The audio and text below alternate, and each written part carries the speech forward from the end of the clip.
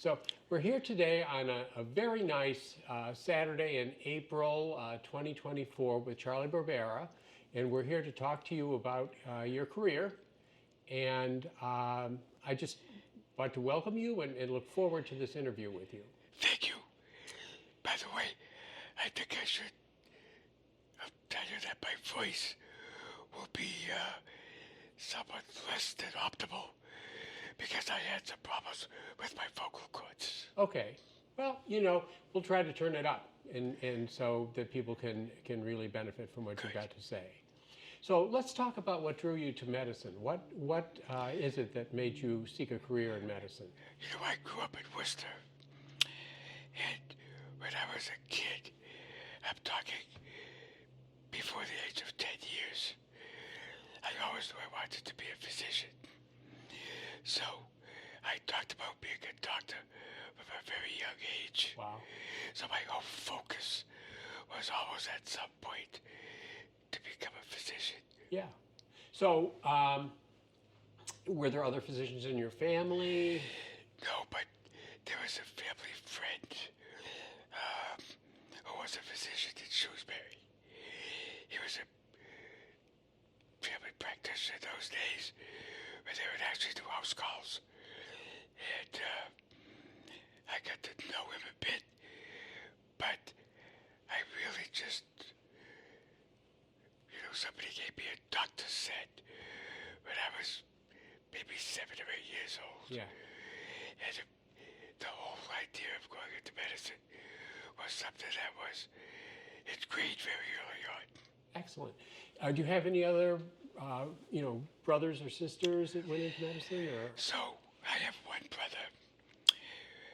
We grew up on the east side of Worcester. It was just us two. My brother was more mathematically inclined, and we both went to North High School in Worcester. He went to MIT, and I went to Harvard, and we were 2 years apart. He was 2 years older. He subsequently died, but even though he was just 2 miles down the road in Cambridge, we were both so busy, we never saw each other practically for 2 years. Yeah. So you went to Harvard as an undergrad. I did. And what did you major in? How was that? I majored in biology, biochemistry, but I took a lot of general education courses. Yeah. So it was a big eye-opener for me coming from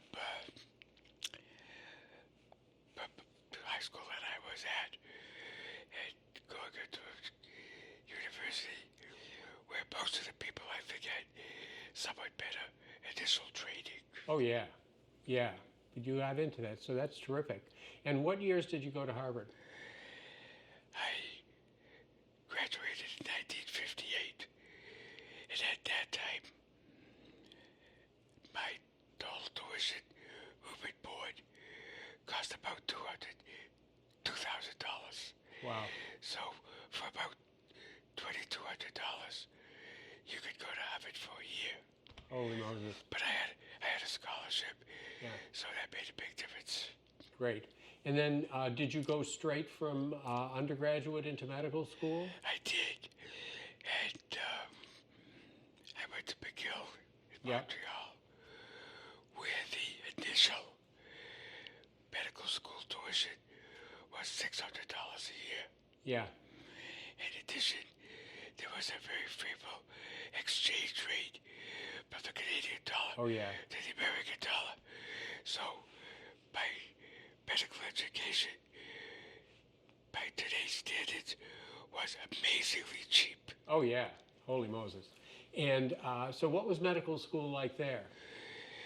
You know, it was very eye-opener to me. Yeah. I thought having had a great undergraduate education, but when I went to McGill, I found out that there was an awfully lot of very smart people. Huh. And, it was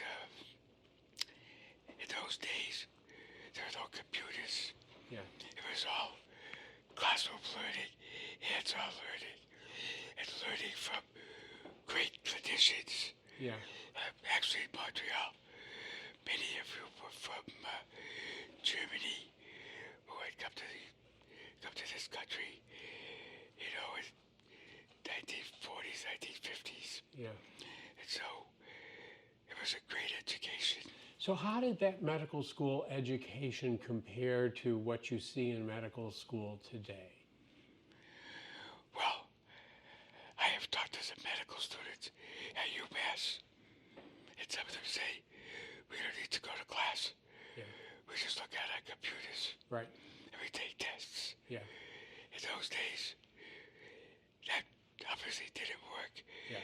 So we had to go, but we had that great learning from really amazing clinician teachers who ingrained in us the value of how to take a decent history and clearly how to do a physical exam.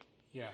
So there was so much, for example, when we went to do the chest, we went to a DP hospital in Montreal, and we learned how to auscultate, how to percuss, how to really listen to a chest. And we listened to hearts. We knew about opening snaps. We knew about pre-systolic thrills, all those things. Mm-hmm. And medicine that we just today get imaging studies, echocardiograms to take the place of all that. Yeah. And so was the format the same that we see today, the 2 years of basic science and the 2 years of clinical? Yes, it was, I think the first time I actually saw a patient was maybe at the first part of my third year. Mm-hmm. And then from then on, it was always pathology. It was, the subspecialties in internal medicine at that time. Mm-hmm. Okay. And so you finished your medical school then, and how big was the class? 100. 100? Of which there were 10 women. Yeah. And 90 men. Yeah. And so that would have been around 1960. So I graduated in 1962. Yeah. So I've been out of medical school for an awfully long time. Now, and after medical school, what did you do then? So at that time I came back to Worcester for 1 year. I did a general rotating internship at Worcester City Hospital. Right. Which was actually a wonderful place at the time. Yeah. And then I went out to Chicago, thinking I would go to a large city institution like Cook County. Yeah. But while I was at Cook County, I decided to go take a look at Northwestern.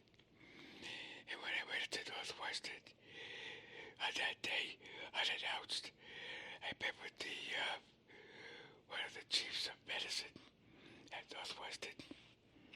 And he took a liking to me. And he encouraged me to come to Northwestern and started internal medicine residency at that time. So you did your residency in internal medicine, and what was residency like? Well, at that time, there was a potential for military service. The war in Vietnam was emerging, and after my first year of medical school, of Residency. residency internal medicine, I decided to join the Army to get that out of the way. So I was not drafted, but I enlisted in the Army and inadvertently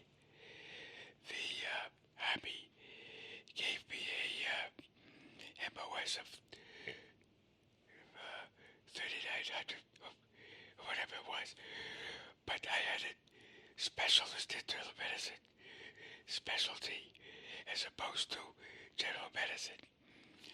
So they sent me down to Fort Polk, Louisiana, which was a real eye-opener. It's it's a huge base in the most awful place you can imagine. And I was there for when I went there, there were two internists already there. One had graduated from Harvard Medical School, kid from New York. He graduated summa cum laude from Harvard Med School. And the other had been at the Cleveland Clinic. So we were the three internists. And we took care of a couple of about 6,000 to 10,000 people. And then there was a huge doctor draft in 1965. And Fort Polk expanded from about 6,000 to about 25,000 people. And they drafted 13 internists down to Fort Polk. And interestingly, I outranked them. So even though all of them were, many of them board certified, board eligible, I became the assistant chief of medicine of this hospital. So it was very interesting. What an interesting experience. What sort of conditions were you treating during that time? Everything you can imagine. Mm-hmm. At that time, they closed Fort Ord in California because they had an outbreak of meningococcal meningitis. I had never seen a case of meningococcal meningitis.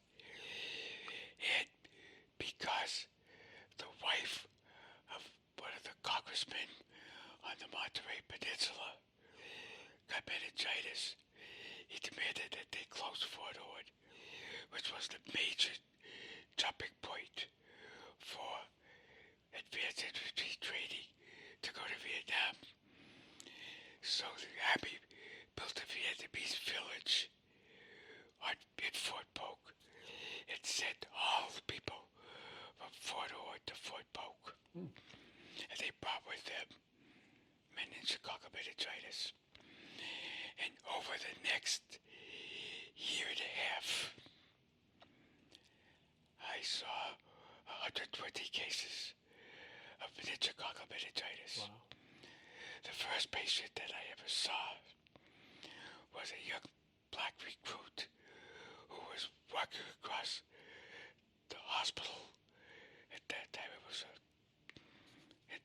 sort of in a barrack, and he fell, and he hemorrhaged into his skin. He had what was at that time called Waterhouse-Frederickson syndrome, disseminated intravascular coagulation. Right.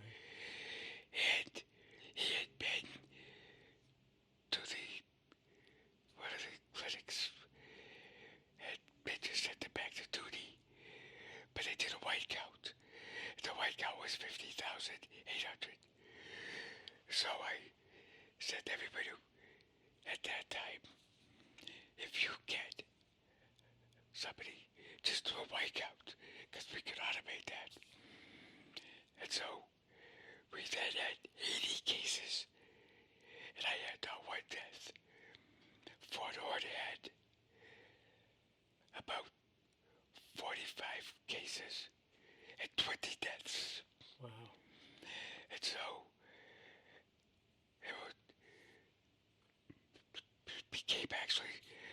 there became some resistance to some of the antibiotics.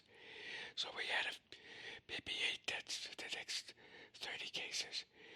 And I published that in the American Journal of Medicine in 1968. And it's still the largest collection of meningococcal meningitis in the literature. Yeah, holy Moses. So how long were you in the service? 2 years. Mm-hmm. So when I left the service, I went back to Northwestern,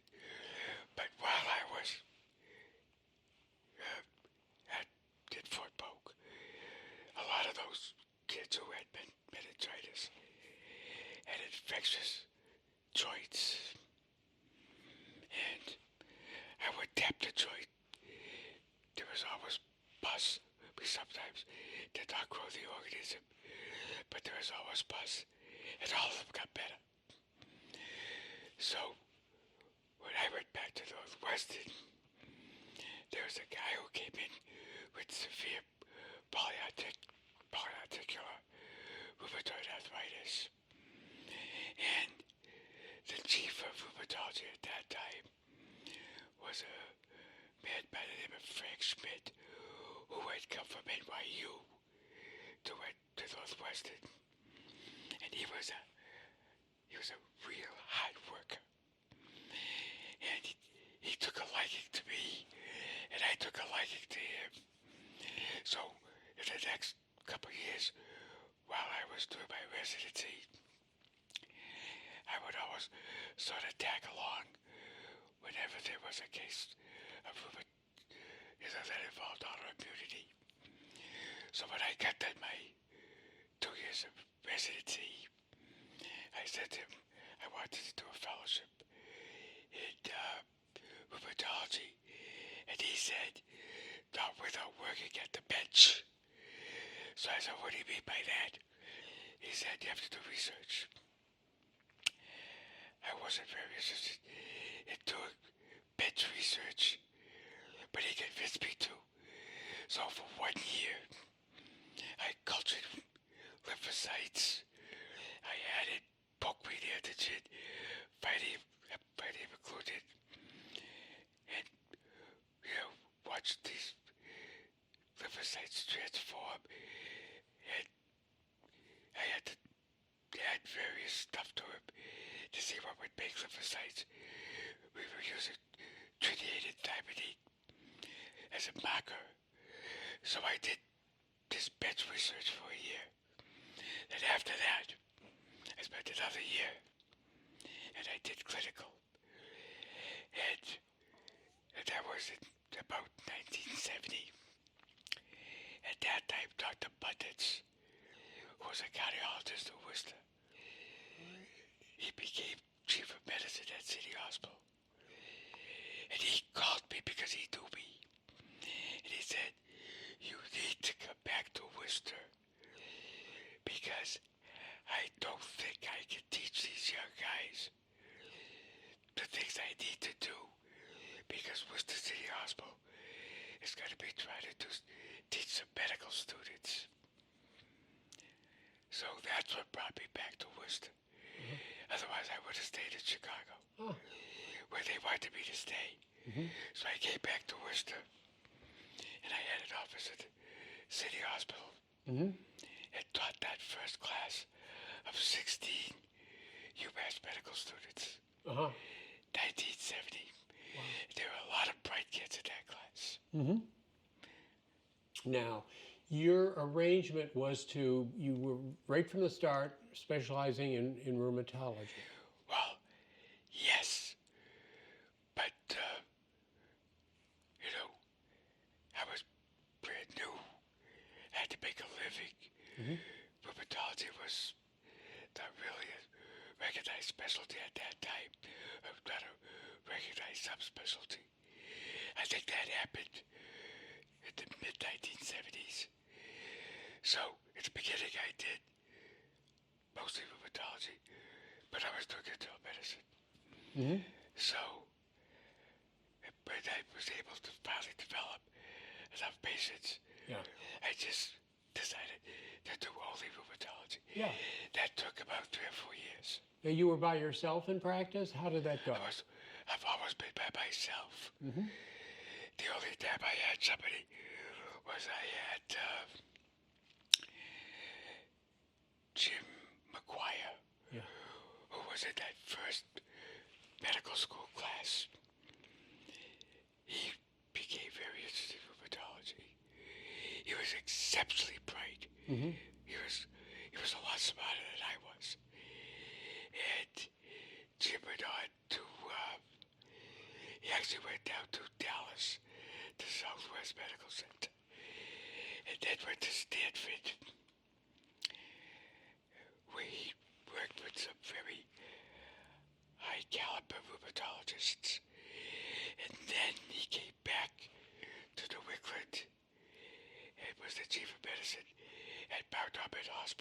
Mm-hmm. And we connected again. And then he had an untimely death. He died of a heart attack while skiing up in New Hampshire. Oh my. So, in practice by yourself, now this was also a period of time when not everyone had insurance, where, City Hospital was the Actually, charity hospital in Worcester. exactly. So, how did that go? So I was just a private practitioner. I billed patients that I saw Yeah, on a private basis.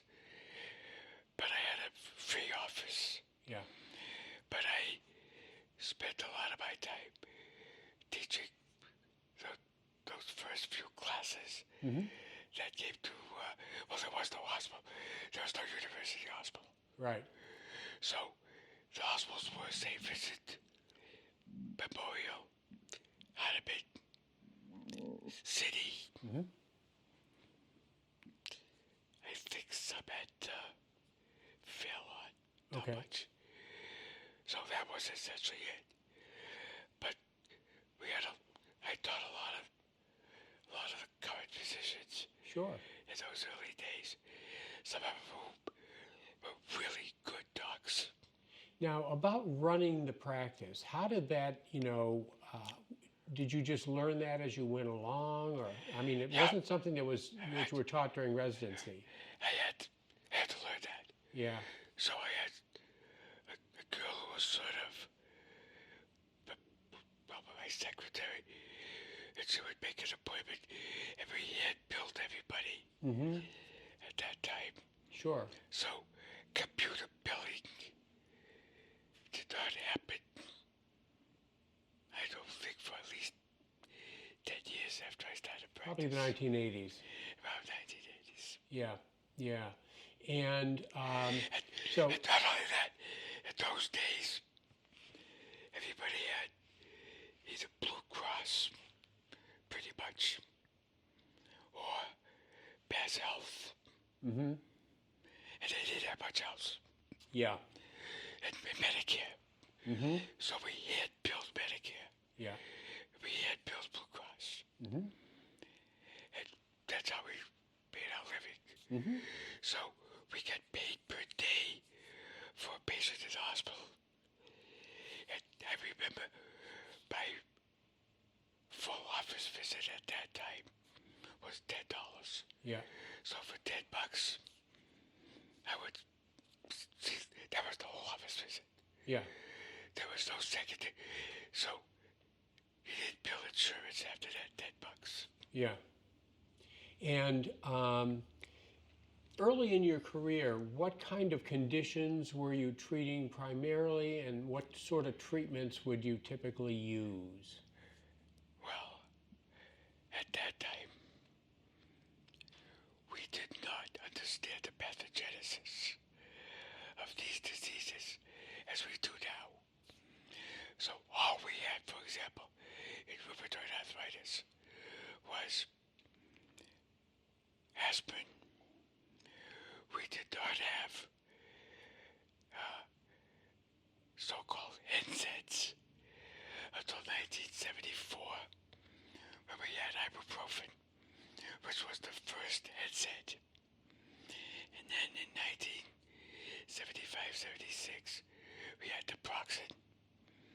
And so all we had to treat those arthritis diseases, aspirin and those couple of NSAIDs. And we focused on that to treat rheumatoid arthritis. We really had gold salts, and there were two of them. And we would inject the gold salts intramuscularly. And we did that because there was a study done in Great Britain. The Empire Rheumatism Council of Great Britain did a study, I think in the 60s, and it showed that injected gold salts could be helpful. And these days, looking back on it, I'm not so sure.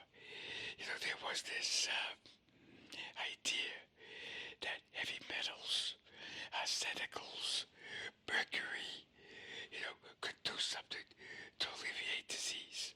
Yeah. So we had mercurial diuretics, we had arsenicals to treat God knows what, and we had cold salts to treat so-called rheumatism. Yep. And then it really wasn't until the 1980s, and probably into the early 90s, there was recognition that an antimetabolite such as methotrexate could have a favorable effect on the inflammatory process. Mm-hmm. But it wasn't until we understood how cells talk to each other, so-called cytokines, which were surface markers and soluble markers, which created our interaction between cells, which we began to understand disease, and then we began to understand the differences in white cells. There were T cells and B cells and subgroups of T cells. And then there was subgroups of inflammation. There was type 1 inflammation, which was driven to drive off intracellular pathogens, and type 2 inflammations driven by different cytokines, which drove off extracellular pathogens like elements and that type of reaction. And then a better understanding of those cells which took part in the inflammatory process. So we were able to really recognize the pathogenesis and the difference between rheumatoid arthritis, lupus, dermatomyositis, alopecia areata, atopic dermatitis, which is driven by IL-4 and IL-13, which don't play roles in rheumatoid arthritis. And then there became this idea of small molecules, such as the Janus kinase inhibitors. And that opened up a whole new area of investigation and understanding the Janus kinase inhibitors and the differences from the tyrosine kinase inhibitors, which are huge. So this brings up a very important point, and that is the model of medical education that we have, based really on the early 1890s in Johns Hopkins, is front-loading physicians with their education. It is basically from a time when progress was happening in centuries as opposed to weeks. And so doctors would get most of their education at the beginning of their career. And I think one thing that we realize today a lot more is that progress is occurring at such a rate that really good doctors have to keep up and have to advance their education. Everything you just said wasn't there when you went to medical school. And the question is, how'd you do it? How do you keep up? I study every day. Yeah. So what happened was, in the 1970s, late 70s, I did a clinical trial. Mm-hmm. At that time, it was mostly with NSAIDs, non-steroidal anti-inflammatory drugs. And then one trial led to another. And it wasn't until the understanding tuberculosis factor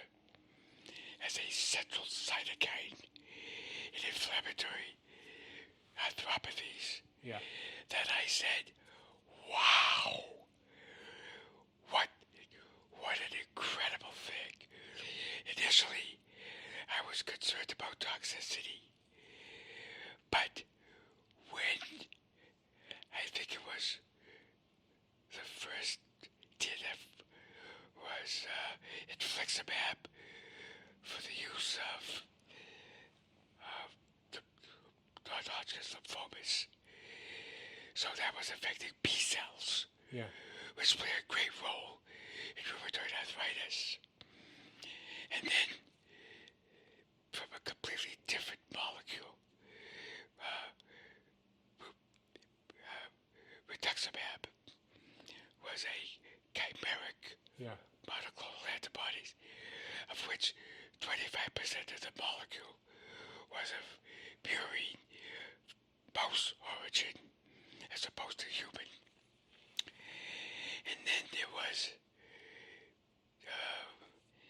Enbrel, which came along after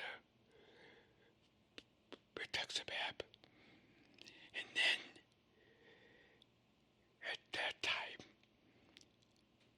Abbott Labs, well, it started off with BASF, which built that facility in Worcester. And BASF decided to sell off their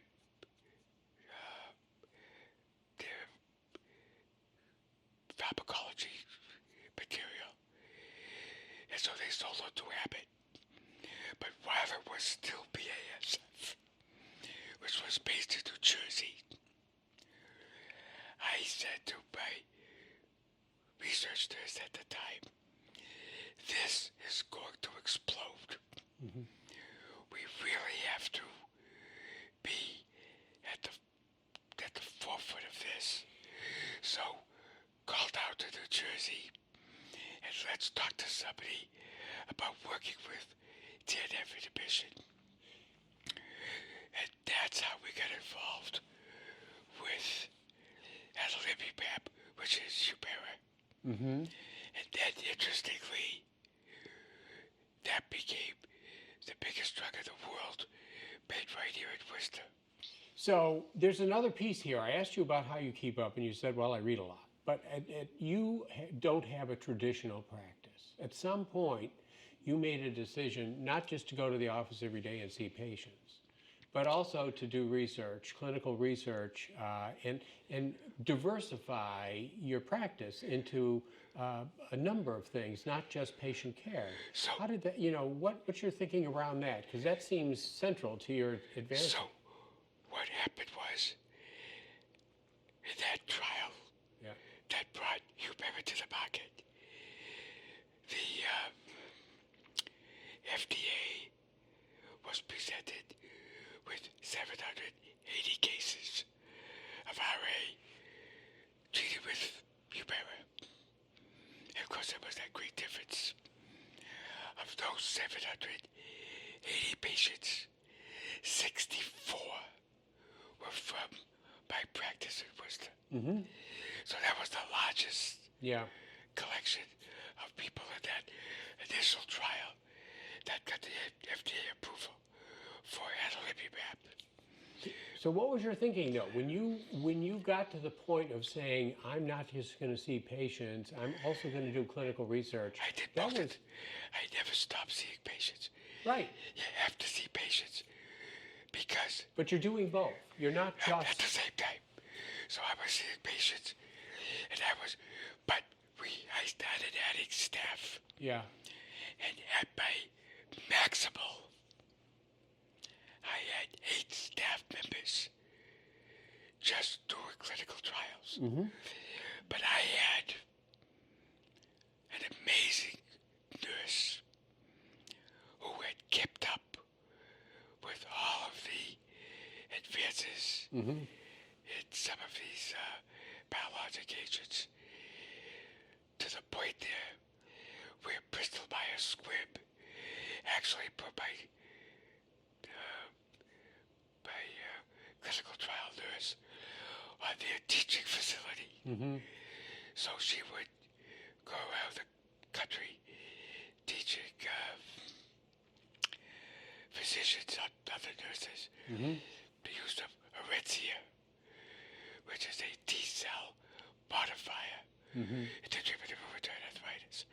And we had a lot of patients in that trial as well, which was also published in the New England Journal of Medicine.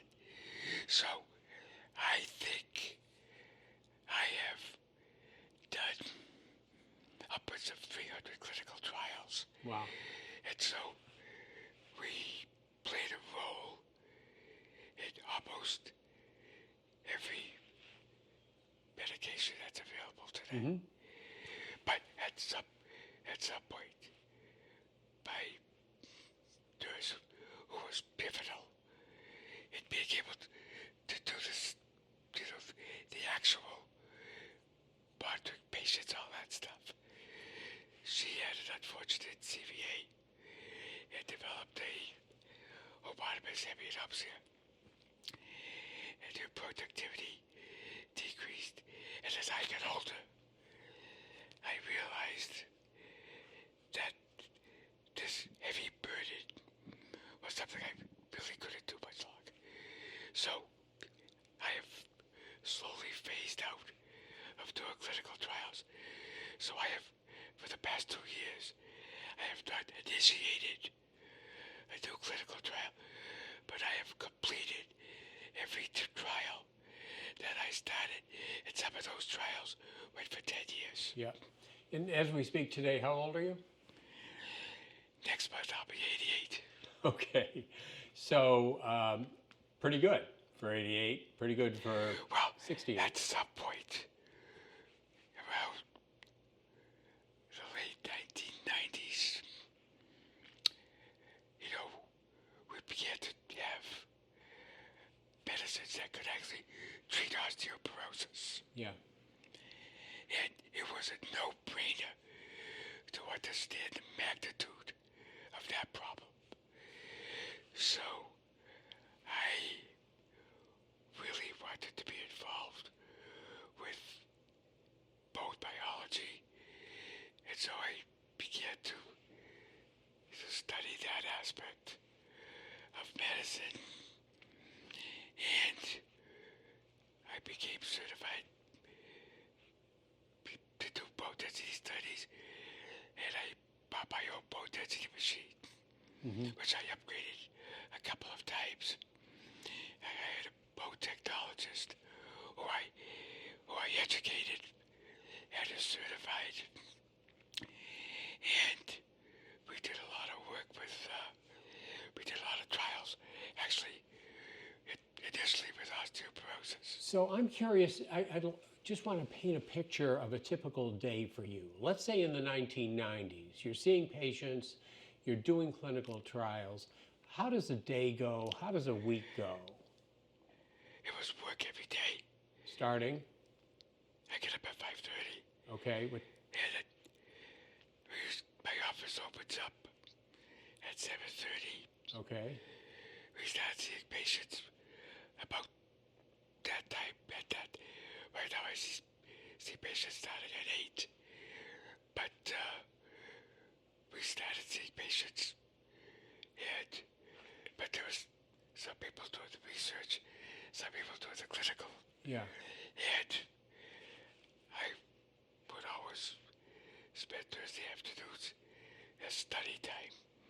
And on a typical day, roughly how many patients would you see, or per hour? It was variable.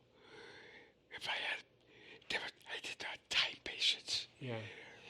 I gave the patients whatever time they needed. Sure. Some patients were quick, easy to understand, and some patients are very complex. Yeah. And I still have a lot of complex patients that I can't see in 10 minutes or 15 minutes. And some patients I need 45 minutes an hour. Sure.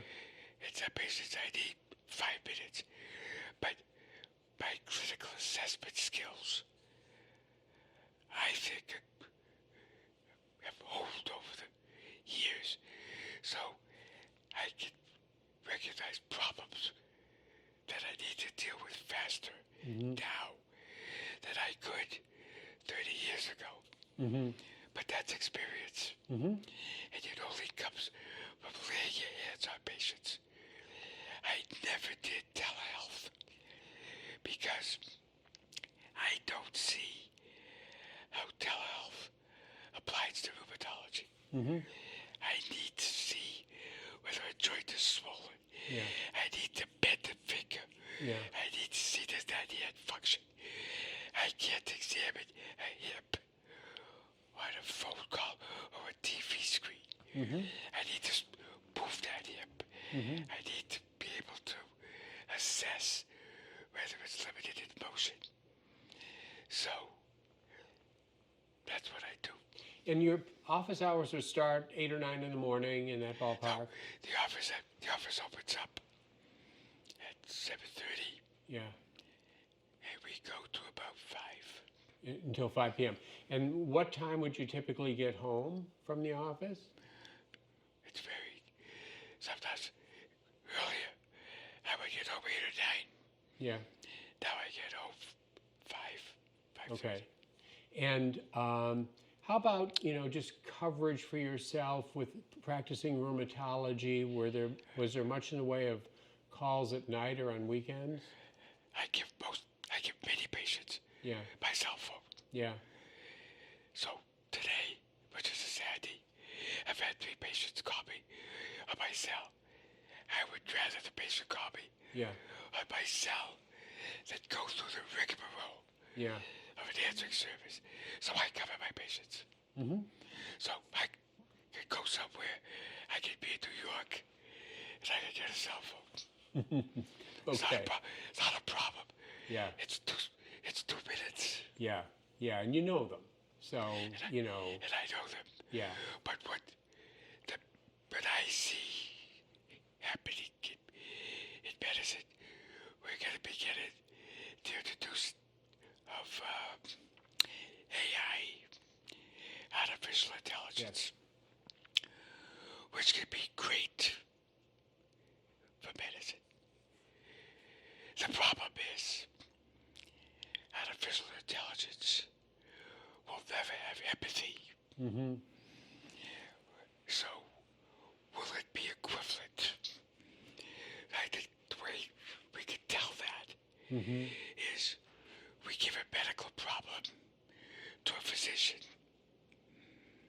and we give the same medical problem to AI.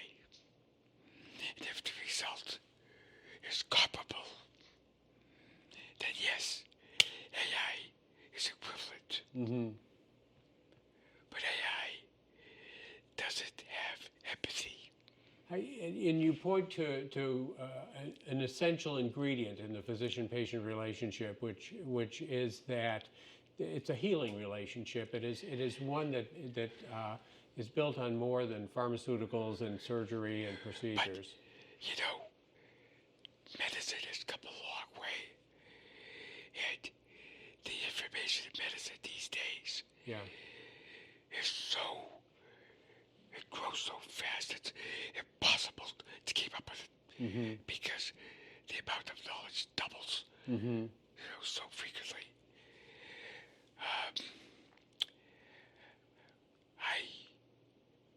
What bothers me most about medicine is that medicine has been hijacked by insurance companies.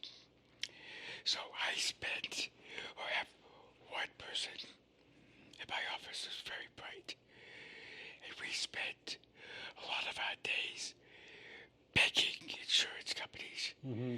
to allow us to use various medications. Yes, they are expensive, but if you take a look at the salaries Mm-hmm. of these insurance companies, like the CEO of Aetna, CEO of United Health, CEO of many of those insurance companies, they make between $20 and $25 million a year. Or more. Yeah. Who deserves that? Yeah. And that's paid on the backs of physicians Yeah. who are doing the work. Yeah. So what in your mind, over this career in rheumatology, what would you say have been the most significant advances that you've seen? Our understanding of the immune processes that play a role Hmm. in the pathogenesis of these diseases. For example, understanding, there is a marker on the X chromosome of obviously of women only. It's called XIST, XIST. That marker reacts with another immune molecule called DRL6, and that produces interferon, Hmm. which plays a role in the pathogenesis of lupus. Hmm. So the understanding of the immune system has been transitional in advancing things in pharmacology as well. All of rheumatology Yeah, is now really immune. immunology. Yeah, excellent. And you're, I guess you're clearly a person with a lot of curiosity, an early adopter. I'm curious to know what your impressions are regarding electronic medical records, because that's a controversy at the moment. You know, my office records are not electronic, Mm-hmm. so I'm an outlier. Mm-hmm. But I know of at least one doctor who tried the electronic records. Mm-hmm. Finally went back to writing. Yeah. Now, your research, what's the involvement of computers with your research? Are the records there kept on computer or are those paper, or how does it go? Some of those are on computer records, but that's different. Mm-hmm. We usually back it up onto a disk. Sure. But we have to maintain these records for 15 years. Yeah. So if I can't be around, Yeah. we have to research for Pfizer, Bristol Myers Squibb, everybody, Roche, all the big stuff, Abbott, AbbVie, everybody, Lilly. So we call them up and we tell them, I'm going to disappear. Mm-hmm. So what do you want me to do with this stuff? Wow. Okay. So So we ship it back. we've covered a lot today. I'm wondering if, as we draw to the end of our time, whether there are any other comments you would make to people regarding your career or advice to others who are considering medicine as a career? First of all, there is no better job than medicine. Mm-hmm. Being able to help people. You should see the letters I get.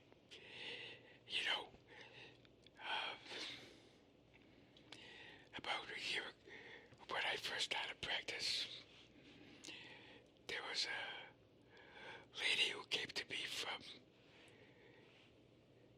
someplace in northwestern Massachusetts, somewhere along the Mohawk Trail. And her husband had a staph infection, which had gone everywhere. Mm-hmm. He was hospitalized at Hartman Hospital.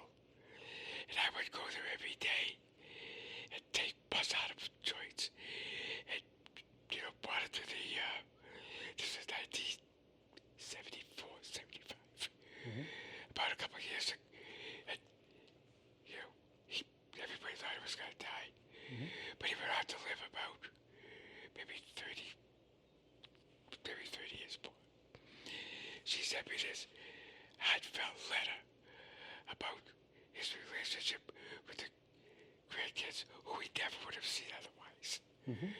And how much he appreciated having him around all those years. But, I hope medicine does not get so depersonalized that we lose that empathy Yeah. that sometimes tells us a lot about patients. It's hard to recognize fear. It's hard to recognize anxiety without having some personal Human connection. relationship. So, I want to tell you a story. Yeah. When I was at McGill, Yeah. to graduate, we used to have a oral and a practical for you as a patient. So we did internal medicine. You don't know what you're going to get.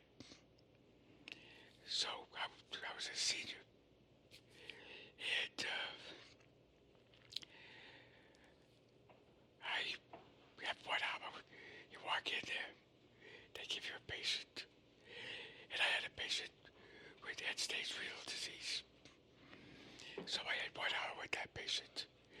Then you go back, and there are 3 doctors on a table. And you're on a chair. You're here. And there's 3 doctors on it. And they ask you questions. And I had studied very hard. And they asked me all about renal disease. And then they venture to other diseases as well. When I got done, they said, okay, Mr. Birbara, we're done. You may leave. And I walked out the door. I just got outside the door. And one of the doctors was an old Scottish doctor. He came after me, tapped me on the shoulder, and he said, Mr. Birbara, I have a problem with you. My eye went from here down to my foot. And I said, I don't understand. He said, you know, I watch you answer those questions, and you were. He said, people like you tend to become cynical. And I didn't know what he was talking about. Yeah. And I said, I don't understand. And he said to me, in your lifetime, you're going to see a lot of disease. You'll see people die. And you know, for you, it may become very rote. But if you could just understand that for that patient, it's their first time, you just might become a good doctor. Huh. Well, you took his advice. So that was it. Great. Thank you. So that's my story. That's your story.